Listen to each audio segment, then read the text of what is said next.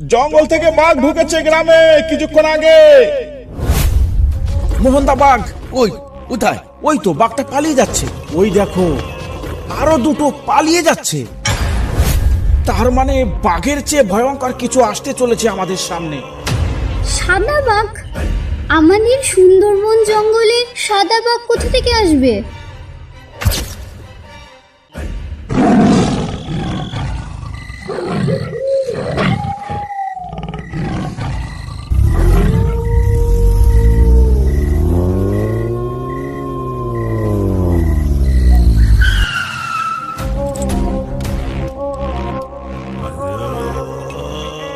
সকল গ্রামবাসীদের উদ্দেশ্যে জানানো হচ্ছে, আপনারা যে যেখানে আছেন অবিলম্বে ঘরে ঢুকে দরজা বন্ধ করে দিন। জঙ্গল থেকে বাঘ ঢুকেছে গ্রামে কিছুক্ষণ আগে। বাঘটাকে খাঁচা বন্দি করার জন্য আমাদের লোক কাজে লেগে পড়েছে। অযথা এদিক ওদিক ঘুরে কেউ প্রাণের ঝুঁকি নেবেন না। নবীন, চলো চলো পাশের গ্রামে চলো। পাশের গ্রামেও খবরটা দেওয়া উচিত। হ্যাঁ স্যার, পাশের গ্রামেও খবরটা জানানো অত্যন্ত জরুরি। কারণ কারোর কিছু হয়ে গেলে দায়ভারটা আমাদের উপরই আসবে। চলুন স্যার, এখানে আর এক মুহূর্ত দেরি করে আমাদের কোনো লাভ নেই। এক্ষুনি চলুন।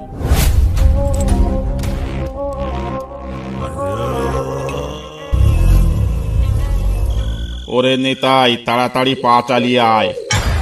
সন্ধ্যা হয়ে গেছে অনেকক্ষণ। আর একটু রাত হলে তো পথঘাট কিছুই দেখা যাবে না। বাড়ি পৌঁছবো কি করে তখন? এমনিতেই হাট করতে আজ অনেক দেরি হয়ে গেল।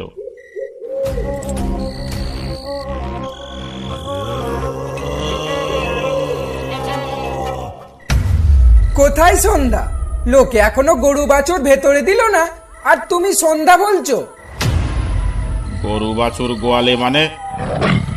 ওই দেখো, ওখানটায় কিছু দেখতে পাচ্ছ? কি দেখতে পেয়েছিস বলতো ওখানটায়? সন্ধ্যা হয়ে গেছে তো অনেকক্ষণ আগে। কার গরু বাঁধা রয়েছে ওখানে? এই বরেন্দা, আমি বলি কি, শোনো, চলো না ওই গরুটাকে অন্ধকারে ধরে নিয়ে যায় আমাদের বাড়ি। ওটাকে বিক্রি করে যা টাকা পাবো দুজনে ভাগ করে নেব, কি বলো? তা কথা মন্দ বলিসনি, কিন্তু নিতাই, যদি ধরা পড়ি তাহলে তো লোকে গরু চোর বলে গাল দেবে। বরেন্দা, আশেপাশে কোথায় বাঘ ডেকে উঠলো মনে হলো। মনে হচ্ছে নদী পেরিয়ে গ্রামে বাঘ ঢুকে পড়েছে। ওই দেখো আবার। নেতাই, এটা গরু নয় রে, এটা মনে হচ্ছে বাঘ। ওই দেখ, আমাদের কথা শুনে এদিকেই আসছে।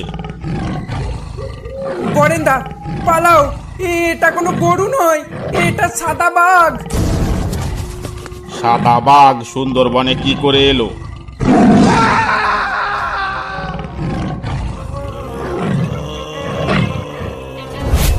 সারা গ্রাম এমন জন